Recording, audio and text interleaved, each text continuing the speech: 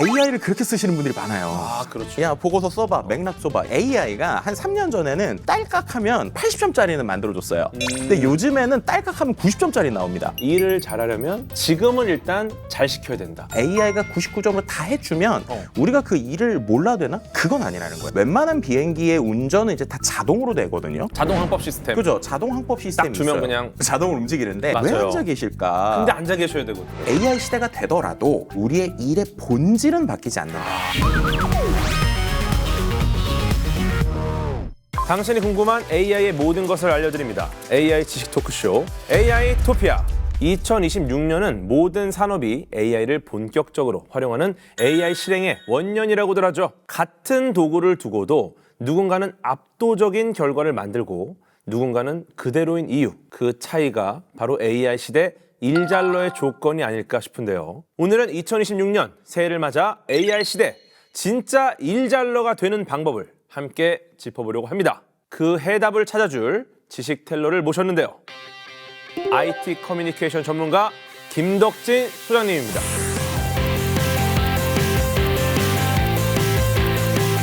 어서 오세요. 네, 안녕하세요. 아이고, 반갑습니다. 네. 네. 복잡하고 어려운 IT 기술 쉽고 재미있게 전달드리는 IT 커뮤니케이터 김덕진 소장입니다. 반갑습니다. 아이고 반갑습니다. 네. AI라는 게 결국에는 이 과학과 IT의 이제 접점에 있는데 아, 그렇죠. 저는 이제 좀 더 비즈니스 관점으로 좀 보니까 오늘 같이 이야기 나누면 좀 재밌는 얘기가 좀 많이 되지 않을까 싶기도 하네요. 오, 지금 말씀하신 게 어쩌면 비즈니스의 영역이기 때문에 네. 굉장히 또 좋은 이야기들이 나오지 않을까. 딱 맞는 분을 모셨습니다, 정말. 네, 좋습니다. 예.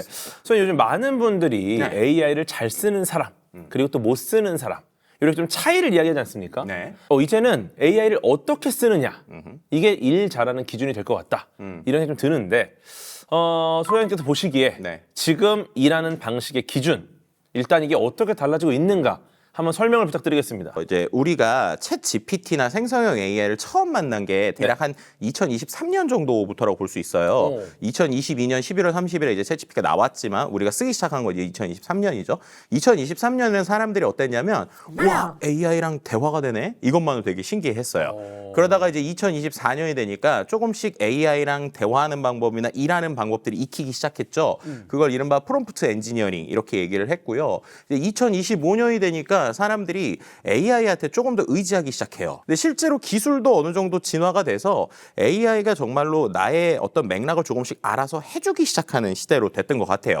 그래서 그런 걸 이른바 우리가 AI 에이전트라고 했었죠. 네. 그리고 2026년 이제 지금의 시선에서 AI가 어떻게 변화하는가라는 걸 보면 결국에 AI라고 하는 게 나의 맥락을 더 잘 알아서 이제 오히려 나한테 뭔가 이야기도 해주고 함께 뭔가를 할 수 있는 구조가 된다라고 볼 수 있을 것 같거든요. 그래서 그런 관점에서 우리가 일하는 방식에서 AI를 보면 이제는 AI를 쓰느냐 안 쓰느냐는 거의 뭐 별 의미가 없는 것 같아요. 이제 왜냐하면 모든 일에 이제 AI를 쓰는 게 기본이 되고 있기 때문이죠. 그렇죠. 실제로 이제 그 생성형 AI가 인터넷에서 얼마나 많은 글을 쓰고 있는가에 대한 데이터 통계가 있는데 작년 기준으로 이미 50%가 넘었거든요. 그러니까 이미 우리의 인터넷 상황에서 AI가 글 쓴 게 50%가 넘었고 그리고 사람이 쓴 글들도 거기에서 100% 사람이 쓴 게 아니라 이미 사람과 AI가 같이 하고 있는 글들이 많단 말이에요. 네. 그렇다는 건 결국에는 우리가 모든 일상에서 글을 쓰던 아니면 일을 할 때 이제 AI랑 같이 하는 건 기본이다. 그렇다면 그 기본 안에서 우리가 그 다음 일을 어떻게 바라볼 것인가라는 건데요. 저는 약간 그 팀장의 자세가 좀 필요하다라는 얘기를 드리고 싶어요. 그러니까 팀장님 중에 일 잘하시는 분들 보면 두 가지를 되게 잘하시거든요. 어떤 거 잘하느냐? 일단 팀원들한테 일을 야 이거 해봐 저거 해봐 라면서 독려를 되게 잘하시잖아요. 실제 결과물을 만들고 결과물을 줄 때는 거기에서 되게 내 눈으로 보시죠. 그래서 야 잘하긴 했는데 요거 좀 고쳐야 될 것 같아. 이 두 가지를 잘하는 능력이 결국엔 AI를 잘 쓰는 능력이라고 말씀드릴 수 있을 것 같아요. 내가 개인이고 이제 입사한 친구라도 마치 내가 팀장님 된 것처럼 AI를 일종의 인턴 사원처럼 쓰면서 거기서 나온 결과물들을 검토할 수 있는 어떻게 보면 눈 이것을 가지고 있으면 진짜로 이제 일하는 방법에서 AI로 잘 일할 수 있다 이렇게 말씀드릴 수 있을 것 같습니다. 그럼 예전에 이제 일을 잘한다라는 어떤 기준하고는 많이 달라지는 거네요, 어떻게 보면. 일반 직원, 어떤 실무자 역할을 잘했다라면은 지금은 약간 보직자 역할을 잘해야 된다. 그래서 그걸 이른바 요즘에 AI 에이전트 보스의 시대가 열렸다 이렇게 표현을 합니다. 그러니까 AI가 보스라는 게 아니라 우리들이 AI 에이전트들을 누릴 수 있는 일종의 말씀하신 팀장 같은 역할을 할 수 있다는 거예요. 근데 이제 여기서 중요한 게 있어요. 지금 궤도님 말씀 주신 대로 네. 지금의 구조는 우리가 입사를 하자마자 팀장 같이 할 수는 있거든요. 네. 그런데 중요한 건 실무를 제대로 모르는 사람이 제대로 된 팀장의 역할을 할 수 있을까? 일을 모르는 상황에서 AI가 그럴듯한 결과물을 줬을 때 이거 그냥 내가 만든 건가 보다 라고 하면서 그냥 하면 거기서 뭔가 문제가 생기면 결국 그 문제는 본인이 책임지는 거거든요. 왜냐면 해결할 방법도 나는 모르고 왜냐 내가 한 일이 아니니까. 맞아요. 이제 이거 AI가 했는데요는 이거 안 안 되는 된다는 거예요. 그렇다면 결국에는 내가 팀장의 역할을 처음부터 할 수 있지만 결국엔 내 업무에 대한 전문성은 여전히 필요하다. 그건 내 일이니까. 그렇죠. 그럼 내 일을 잘하기 위해서는 나에 대한 실력을 키우면서도 내가 함께 할 수 있는 여러 팀원들로 AI를 생각하는 일종의 협력하는 자세로서 AI 도구를 바라보시면 일을 할 때 훨씬 더 효율성 있게 일을 할 수 있다 이렇게 말씀드릴 수 그렇군요. 있습니다. 그렇다면 이제 AI를 잘 쓰는 사람, 못 쓰는 사람. 근데 요걸로다가 이제 어쩌면 이 회사에서 입지가 달라질 것 같은데 네. 이거 어떤 차이 때문에 이런 게 생기는 겁니까? 결국에는 이 역시도 앞서서 비유드린 대로 네. 일 잘하는 팀장님이 어떻게 일을 시키는가라는 건 비슷해요. 예, 예를 들면 일 잘하시는 팀장님, 정말 능력 있는 팀장님이라면 지금 들어온 신입사원한테 야 보고서 써와 이렇게 안 할 거잖아요. 뭘 써요? 그러면 나도 몰라 네가 알아서 해봐. 그렇죠. 이러면 안 되잖아요. 예, 근데 AI를 그렇게 쓰시는 분들이 많아요. 아 그렇죠. 네, 그냥 야 보고서 써봐, 맥락 써봐 이러는데 진짜로 일을 잘하시는 팀장님들 보면 내가 일을 이렇게 줘야 이 친구가 일을 잘하겠구나라는 걸 인지하잖아요. 오. 그런 방식으로 하는 거예요. 그렇다면 예를 들어서 예. 보고서를 쓴다라고 하면은 보고서가 어떻게 생겼을지는 적어도 자기가 생각을 해봐야 되는 거예요. 그래서 내가 쓰려는 게 시장조사 보고서면 시장조사 보고서가 보통 어떻게 되지? 라는 걸 생각해서 AI한테 AI와 관련된 시장 보고서 써줘가 아니고 내가 AI에 대한 국내에서의 2025년의 변화에 대한 시장조사 보고서를 쓰려고 하는데 시장조사 보고서에서 핵심이 될 만한 3개의 포인트를 비교해서 정리를 해라. 그 다음에 정리를 한 이후에 국내와 해외 내용을 요약해서 내가 생각할 수 있는 인사이트를 5개만 뽑아라. 이런 형태로 이제 제시를 해줘야 된다는 겁니다.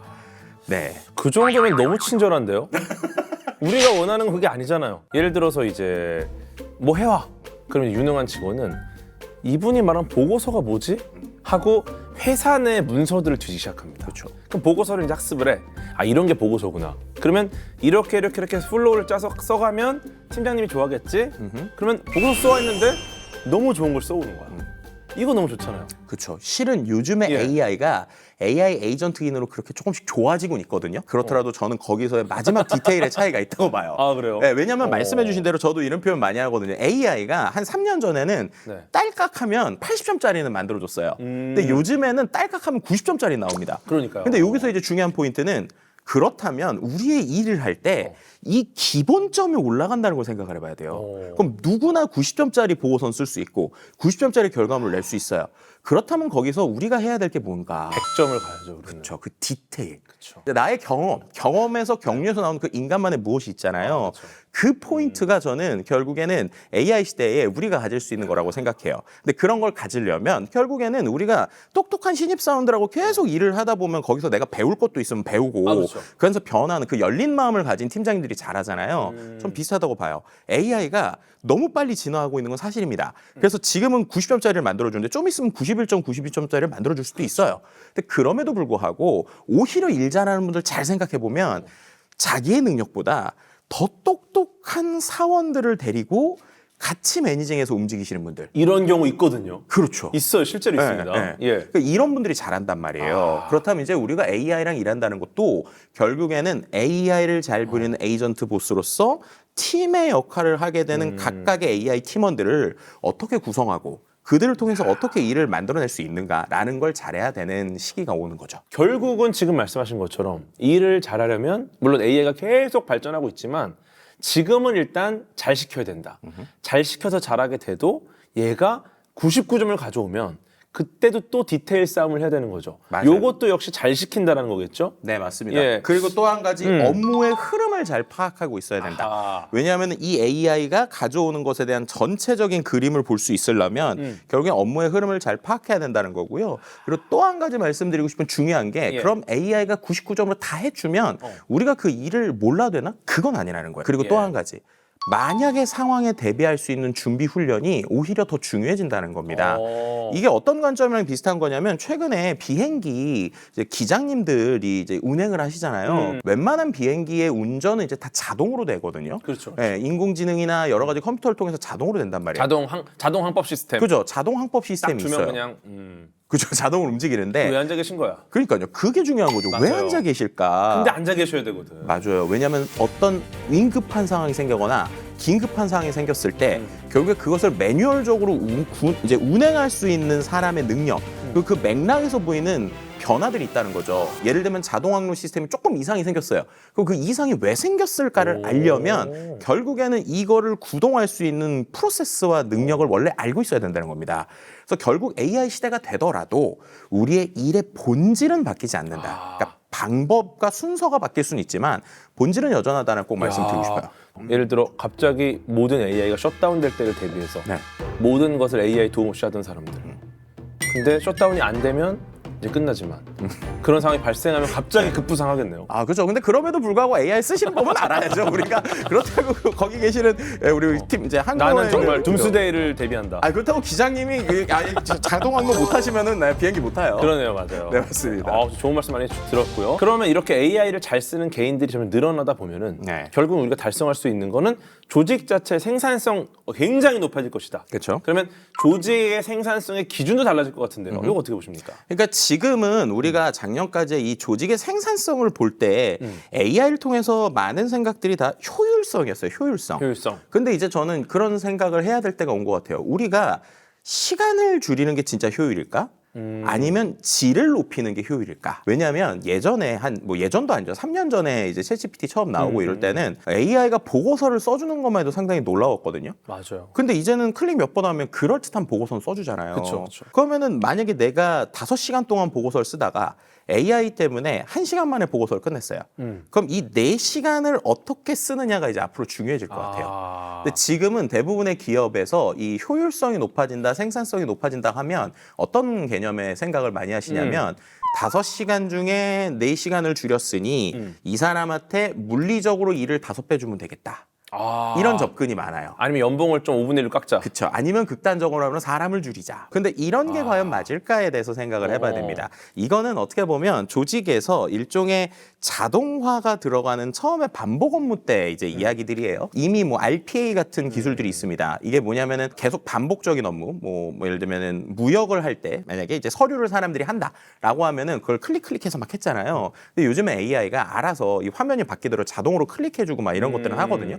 그런 쪽에서는 자동화가 맞아요. 그런데 그다음 이 혁신의 단계로 갈 때 지금처럼 보고서를 시간이 줄여준다고 그냥 끝나는 게 맞을까라는 걸 생각을 해봐야 된다는 겁니다. 실은 이 혁신의 단계가 오거나 아니면 AI로의 진정한 전환이라고 부르는 AX라고 보통 부르거든요. AI로의 전환에서 제일 먼저 중요한 것은 재설계를 하는 거예요. 일의 순서와 방법을 재설계하는 것부터 시작입니다.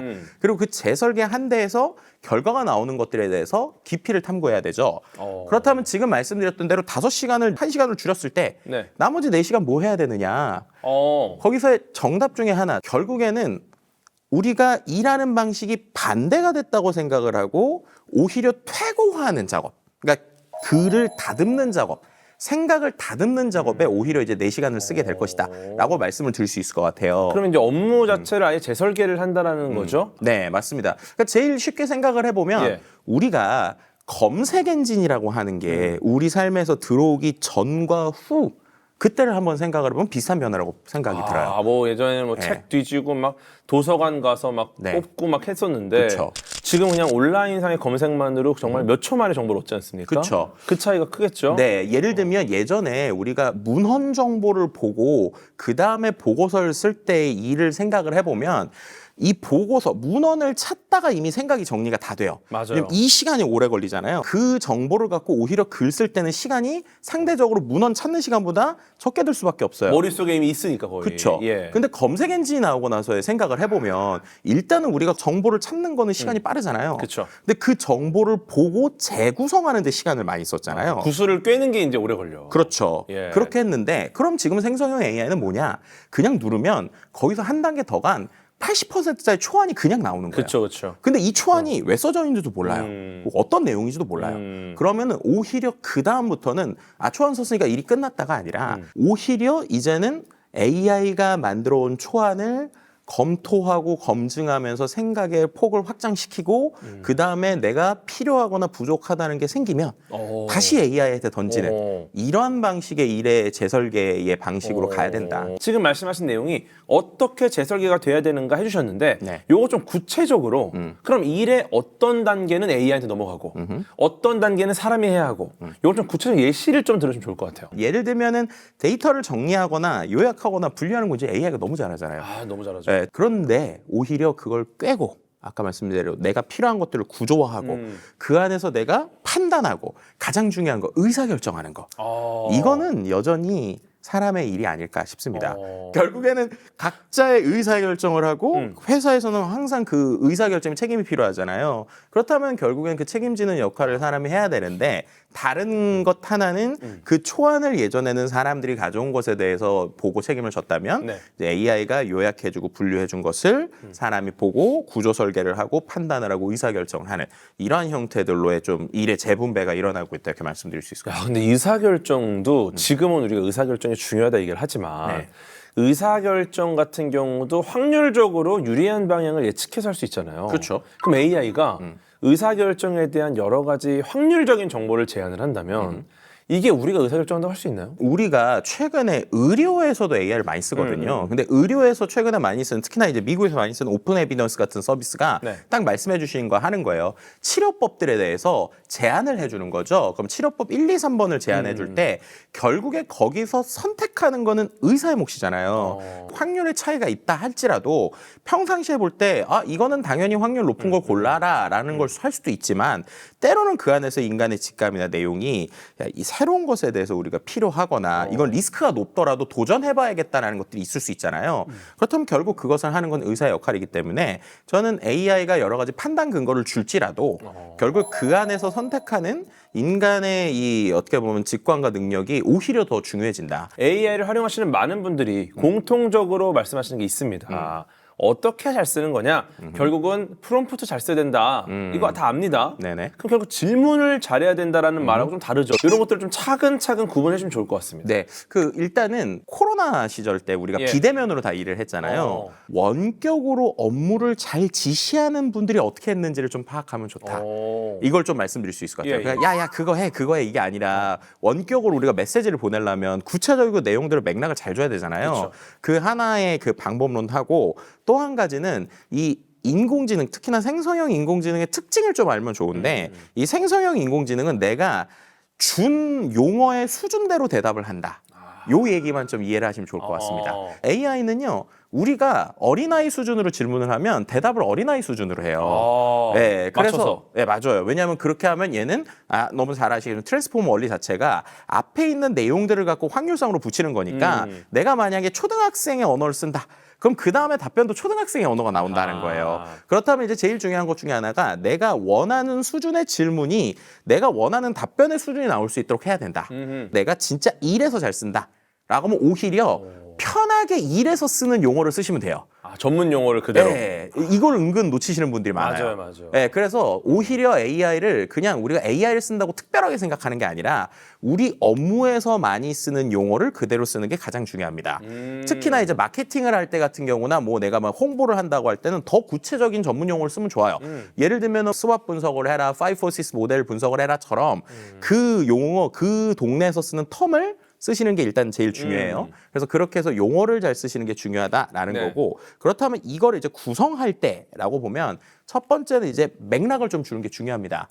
예, 이거는 이제 어떻게 비유를 하냐면 이 AI는 똑똑하긴 한데 똑똑한 신입사원이거나 인턴 사원이라고 그랬잖아요. 그럼 일을 알아서 해가 아니라 이 일이 뭐야? 라는 걸 설명을 해줘야 되는 거예요. 그래서 맥락을 준다는 게 두 가지 방법이 있는데 하나는 내가 일하는 것들에 대해서 자세히 설명을 해주거나 아니면은 특정한 자료나 파일 같은 걸 올려주는 거예요. 그리고 또 이제 중요한 거 하나 놓칠 뻔했는데 보통 이 프롬프트를 쓸 때 많은 분들이 검색할 때랑 비슷하다고 생각을 해서 질문을 한 줄로만 쓰시는 분들이 많아요. 네, 우리가 보통 인터넷 검색할 때 뭐야? 하고 하나로 끝나잖아요. 근데 그게 아니고 이 AI는 우리가 준 걸 길게 줘도 맥락을 다 알기 때문에 구구절절히 물어보는 게 제일 중요합니다. 그래서 맥락이라는 건 우리가 일하는 거에 대한 사전 지식을 주는 거고 그래서 뭔가 자료를 주든 아니면 내가 이런 걸 할 거야 라는 걸 주는 거고 목적이라는 건 정확하게 너가 그래서 검색을 해야 돼 아니면 전략을 짜야 돼 뭔가 보고서를 써야 돼 라고 하는 걸 주는 거죠. 근데 그런 걸 줄 때 마지막 형식이라고 하는 거는 내가 원하는 결과를 얘한테 줘야 되는 거죠. 예를 들면 3장으로 제출해. 아니면은 뭔가 리스트로 10개를 뽑아. 아니면은 표로 만들어. 라는 걸 주는 거잖아요. 그래서 이게 결국에는 종합을 해보면 코로나 때 일 잘하시는 팀장님이 이제 원격으로 뭔가 딱 시켰는데 그게 깔끔하게 내가 원하는 대로 왔다. 그럼 그분이 어떻게 나한테 메시지를 보냈지? 라는 걸 생각을 해보시면 답이 나온다. 그럼 똑똑한 사원들을 또 일 못하지만 잘 부리는 팀장님의 특징이 뭔지 아세요? 똑똑한 사원들을 잘 부리는 최대한 위임한다. 위임한다. 자신의 의지를 아예 내지 않는다. 정확하십니다. 그거랑 비슷해요. 뭐냐면 모르겠잖아요. AI한테 물어보면 됩니다. 아 무조건. 어떻게 하냐면 집요하게. 그러니까 이게 뭐냐면 아까 프롬프트 쓰는 것 자체를 AI한테 하라고 그러면 돼요.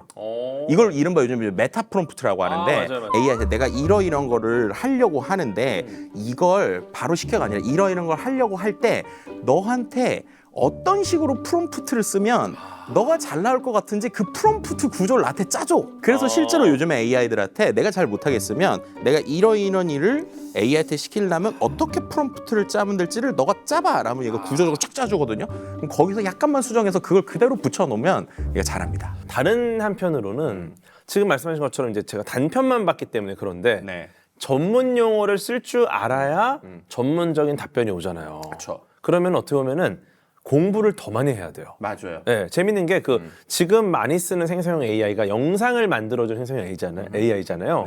이 영상을 만들어주는 생성형 AI 같은 경우가 학습된 데이터 자체가 영화 쪽에 여러 가지 데이터가 많다 보니까 영화 쪽에 전문 용어를 써서 실제 촬영 관련된 전문 용어로 프롬프트를 쓰는 분들이 잘 만든대요. 맞습니다. 이 말이 뭐냐면 결국 우리가 AI 때문에 그럼 전문적인 걸 배울 필요가 없냐? 데이터 자체가 전문적이기 때문에 전문적인 걸 배워야 여전히 유리하다라는 거죠. 그렇죠. 그리고 오히려 한 사람이 할 수 있는 역량의 범위가 넓어지는 거지. 그렇죠. 예전엔 물리적인 시간의 한계가 있던 걸 도와주는 거니까 만약에 영상 쪽이라고 하면 내가 원래 영상 편집만 하던 사람이 이제는 감독이 될 수 있는 이러한 권한이 생겼다. 허들이 많이 낮아진 거죠. 네, 그렇죠. 네, 좋습니다. 정리를 해보면 AI를 잘 쓰는 사람은 단순히 효율만 높이고 뭐 일하는 시간만 줄이고 이게 아니라 일이라는 이 단어 자체를 좀 새롭게 정의하는 사람이 아닌가 싶네요. 결국 AI 시대에 진짜 일잘러 어떤 사람인가 좀 깔끔하게 정리를 부탁드리겠습니다. 네, 깔끔하게 정리를 하면 결국에는 AI가 할 일과 내가 할 일을 구분을 잘 할 수 있는 사람. 이 사람이 제일 중요하겠죠. 그리고 일의 구조, 일의 흐름을 파악해서 지금 AI 시대에 맞게 다시 재설계할 수 있는 사람. 이런 사람이 좀 필요할 것 같고요.